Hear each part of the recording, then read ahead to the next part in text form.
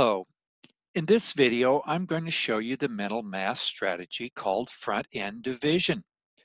This is used when you can do division just going in from the front.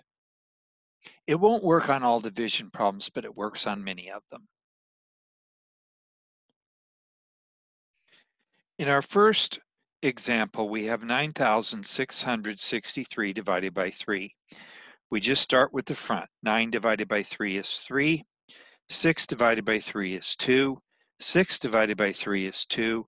And 3 divided by 3 is 1. So we get 3,221. In the next example, we have 369 divided by 9. 9 does not divide into 3, but 9 divides into 36 4 times. 9 divided by 9 is 1, so our answer is 41. Have a great day.